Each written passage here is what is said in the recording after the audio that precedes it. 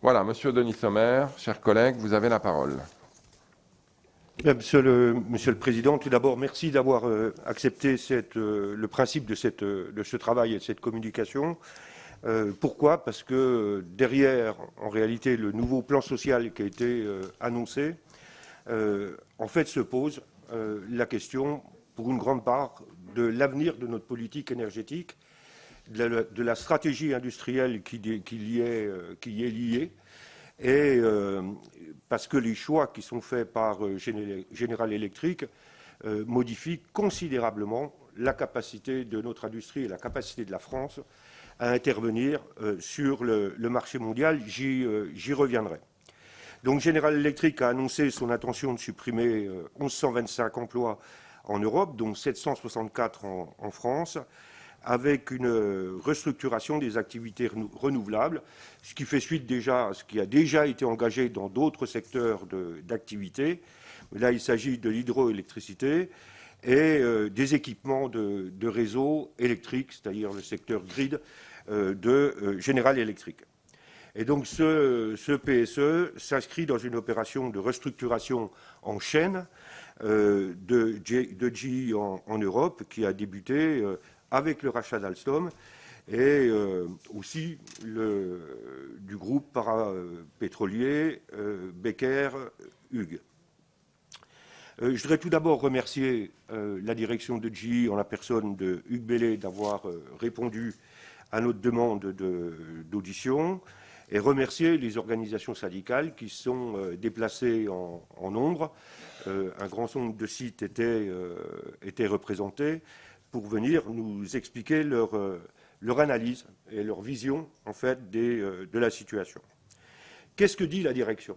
La direction nous indique que GE a connu des difficultés financières à partir de 2018 avec le ralentissement de l'activité sur les énergies thermiques, le gaz, même si ça a été compensé par la croissance en contrepartie des énergies renouvelables. Des difficultés qui ont été renforcées avec le Covid, qui a impacté le rythme des investissements clients, une pression très forte des clients sur les prix à la baisse, et la conclusion en fait tirée par GE, c'est on réduit massivement la structure, on réduit la masse salariale. Ça pourrait donner le sentiment, quand on écoute le discours, qu'on est là en face d'une situation conjoncturelle, une situation très compliquée du moment, et que donc il faut ajuster les effectifs. En réalité, les choses sont beaucoup plus complexes que cela. La stratégie, pourquoi? Parce qu'il y a un grand nombre en fait, de délocalisations et de transferts de compétences, et qui sont d'ailleurs totalement assumés par la direction de GE, principalement en Hongrie et en Inde, et ça concerne pour l'essentiel, en tout cas pour le moment, des activités d'ingénierie, et notamment en Inde. Et ça pose un certain nombre de questions, je vais y revenir. Et puis délocalisation aussi de fonctions de support, telles les RH, les services comptables et de facturation, notamment vers la Hongrie, ce qui pose aussi un certain nombre de difficultés. Moi, j'étais le rédacteur d'un rapport sur relations donneurs d'ordre sous-traitants il y a déjà quelque temps, et on disait combien des grands groupes étaient en train d'externaliser ce type de fonction pour pouvoir s'extraire en fait du droit français et mettre en difficulté nombre de PME, PMI, de sous-traitants qui travaillent pour eux, notamment en matière de délai de paiement. Donc en fait, les organisations syndicales, elles nous disent attention, il y a vraiment danger. Pourquoi? Parce que l'avenir industriel d'un secteur est en cause du fait de la perte de compétences induite, et cela à un moment où la question de la transition écologique, de la transition énergétique est très largement posée à notre pays, à l'Europe et bien évidemment au monde entier. Est-ce que nous sommes en train de perdre en ce moment, aujourd'hui avec la stratégie GE, c'est la dimension d'intégrateur de nos équipes et des différents secteurs.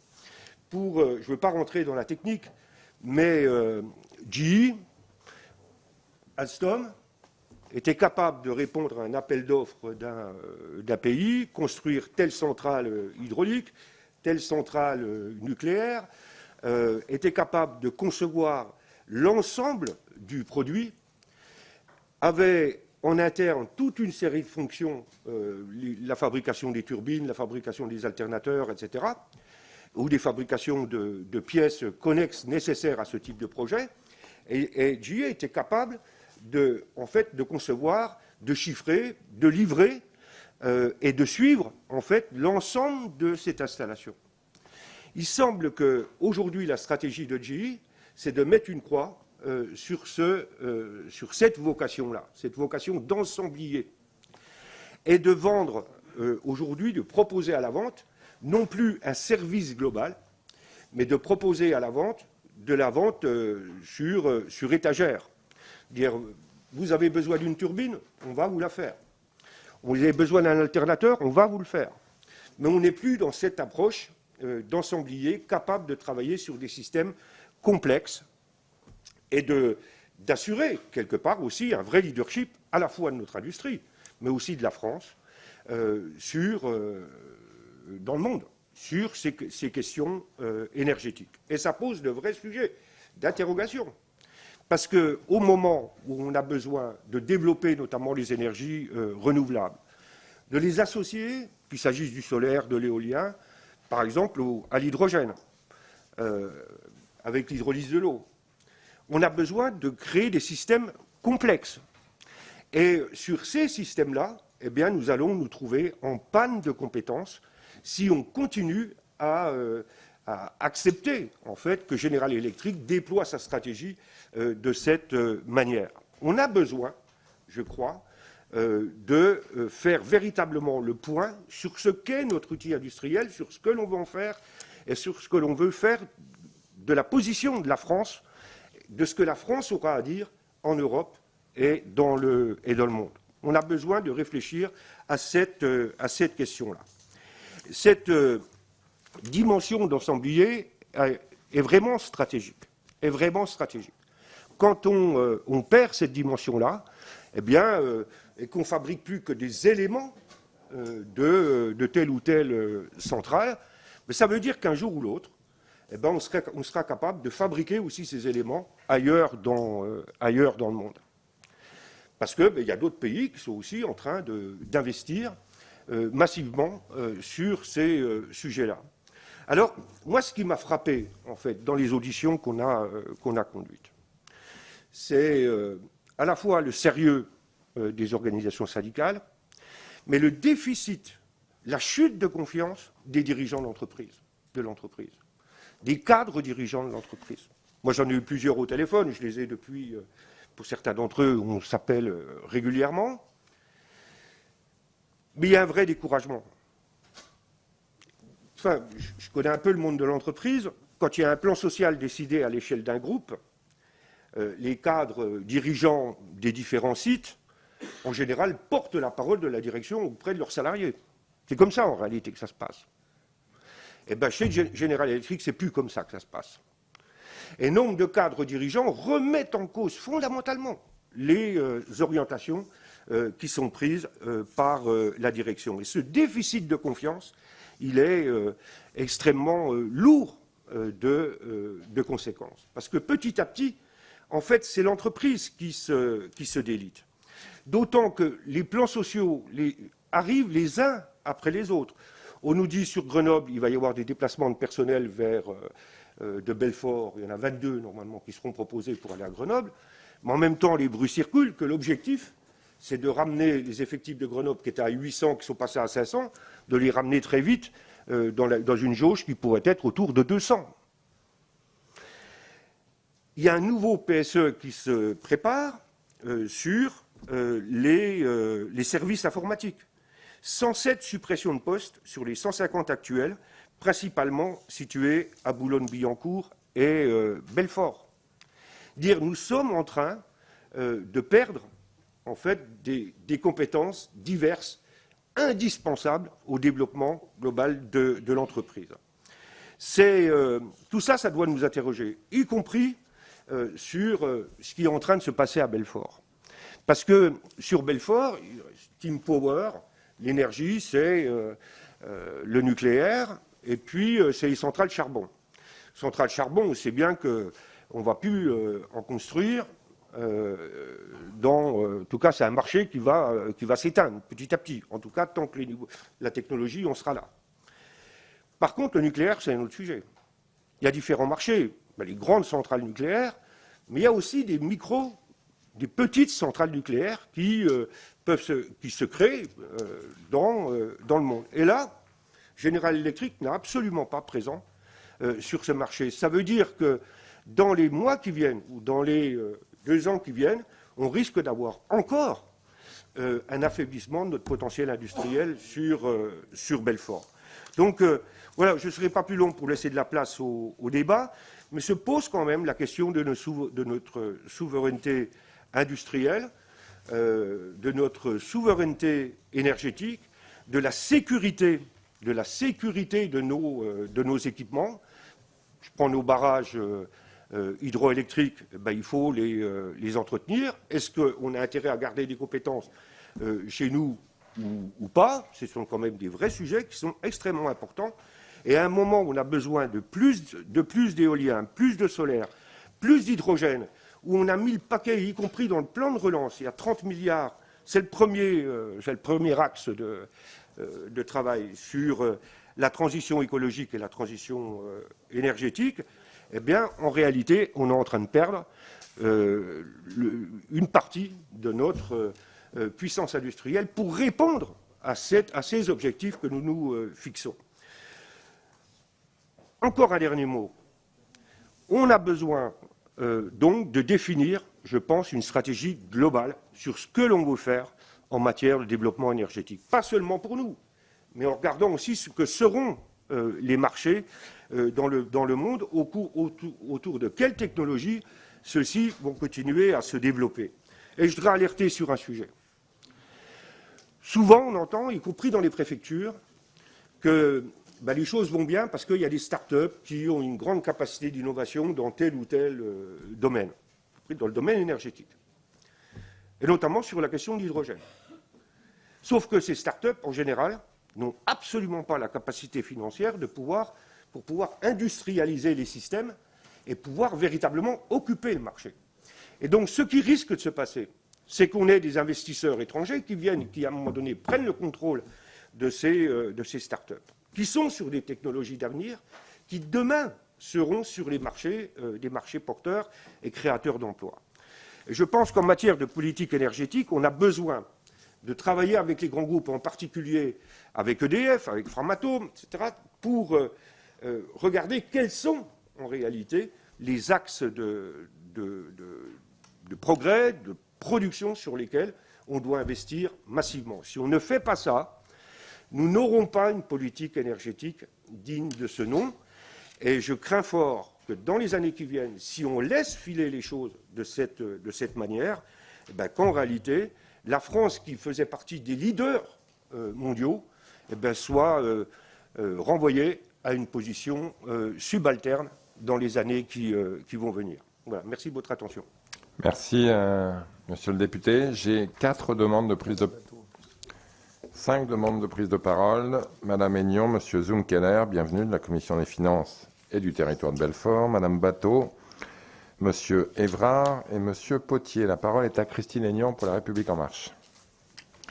Merci, monsieur le président. Alors, je souhaite tout d'abord remercier notre collègue Denis Sommer pour sa communication sur le PSE proposé par General Electric et sur l'alerte qu'il nous présente. Cette restructuration, qui vient après de multiples réorganisations d'activités, concerne environ 764 postes, localisés principalement dans la région lyonnaise, sur le territoire de Belfort, mais aussi à La Défense. Et je souhaite soulever plusieurs points. Tout d'abord, la décision de General Electric ne doit pas utiliser la crise sanitaire comme un effet d'aubaine pour des problèmes de long terme liés à la recomposition de la filière énergie en Europe. Si le PSE est circonstancié à la conjoncture sanitaire, des mécanismes existent comme la mise en place d'activités partielles de longue durée. Et d'ailleurs, cette remarque sera valable pour beaucoup d'autres PSE qui vont arriver dans les prochaines semaines.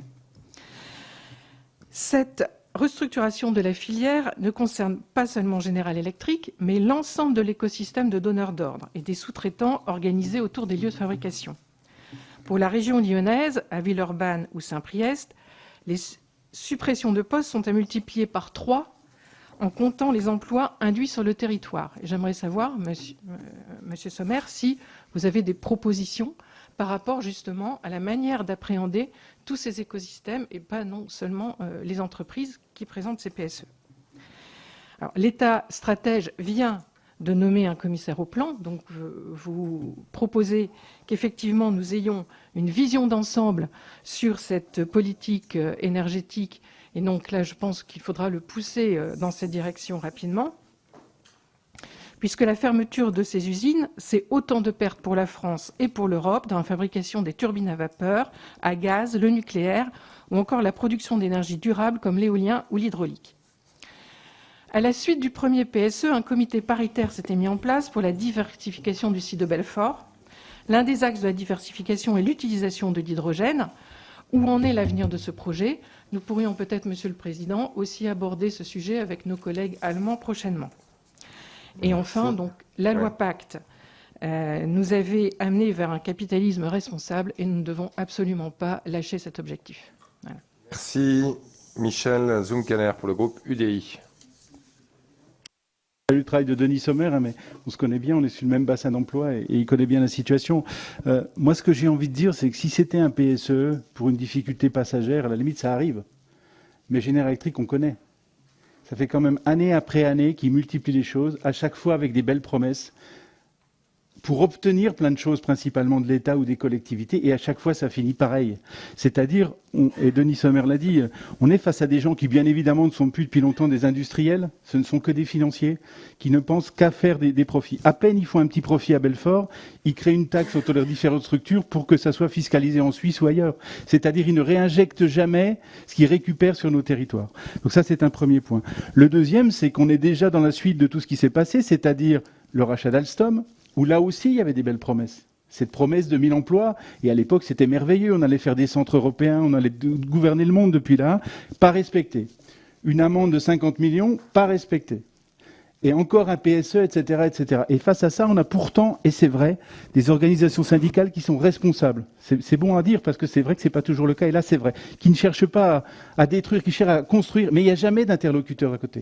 Donc je crois que là on a un vrai sujet, au-delà de General Electric, de se dire, est-ce qu'on va accepter encore longtemps que ces grands groupes mondialisés se servent de l'État, parce que l'État est client aussi, et se servent des collectivités pour simplement faire du bénéfice et ne pas tenir compte qu'il y a des gens qui travaillent, qui a un savoir-faire et massacrer des territoires comme ça. Donc c'est une vraie réflexion générale, et je suis plutôt libéral dans l'âme hein, quand je vous dis ça, mais à un moment ça suffit quoi. Parce que là on n'est pas sur des libéraux, on est sur des financiers et des capitalistes.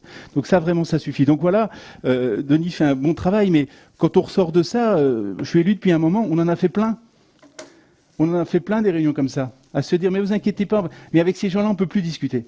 Je crois que c'est pas possible. L'État devrait dire si on vous passe des centrales nucléaires, ça sera quand même à nos conditions. EDF, ça aussi, on ne sait pas le faire non plus. On est souvent bien trop naïf par rapport à des financiers comme ça. Voilà, c'est le message que je voulais faire passer. Et puis les Américains avec M. Trump, ça ne s'est pas arrangé. Hein. Il n'y a plus de décision locale. Effectivement, nos directeurs locaux le disent. Moi, j'aimerais bien, mais on n'y arrive pas. Donc là, vraiment, on a un vrai sujet qui dépasse même General Electric. C'est il va falloir faire quelque chose pour garder un petit peu d'industrie dans ce pays, parce que sinon on se prépare un avenir quand même qui va être assez terrible. Donc voilà, message de soutien pour ce que fait Denis, et Dieu sait qu'on est tous réunis là-dessus. Merci. Mais je crois que là on est un peu démunis face à tout ça. Merci Madame Delphine Bateau pour le groupe ODS. Merci Monsieur le Président. Moi aussi je voudrais saluer le travail de notre collègue Denis Sommer. Bon, l'alerte sur General Electric, elle est pas nouvelle. Étape après étape, on est sur une logique de démantèlement qui n'est que le prolongement de l'opération de rachat d'Alstom par General Electric, et où un certain nombre d'entre nous, à l'époque, avaient été pris pour des Cassandres lorsqu'ils annonçaient ce qui allait se produire. et dans lequel l'État a été dans une espèce de marché de dupes avec General Electric. Donc la première remarque que je voudrais faire, c'est comme on a un sujet bouillant sur l'opération Suez-Veolia actuellement, il faut tirer les leçons de l'histoire et ne pas reproduire ce qui s'est déjà passé. Et dans ce cadre-là, Monsieur le Président, je trouverais ça normal que notre commission puisse auditionner Bruno Le Maire sur ce qui est en train de se passer à Engie, Veolia, Suez. Puisqu'il y a eu un certain nombre d'auditions, il y a un groupe de travail, mais on n'a pas auditionné le ministre. La question que je voudrais poser en fait à Denis Sommer pour revenir à General Electric. Bon, on a bien compris le propos sur le marché mondial de l'énergie, etc. C'est est-ce que, dans le cadre de ce travail et de la présentation de ce rapport, il y a eu des échanges avec l'État? Puisque moi, je me souviens des déclarations de Bruno Le Maire début septembre, disant son opposition en fait au PSE. Donc ça, c'est la première question. La deuxième, c'est que je souhaite rappeler que General Electric a bénéficié en 2017 de plus de 250 millions d'euros d'aide à l'export sur l'hydro et sur le gaz, d'aide d'État. Et donc, est-ce que...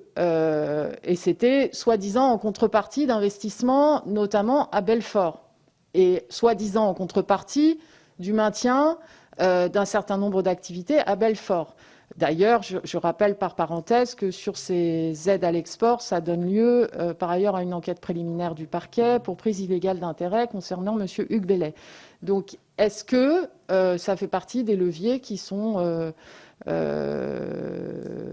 évoqués aujourd'hui dans j'imagine, le bras de fer ou le rapport de force entre l'État et General Electric par rapport à ce plan social?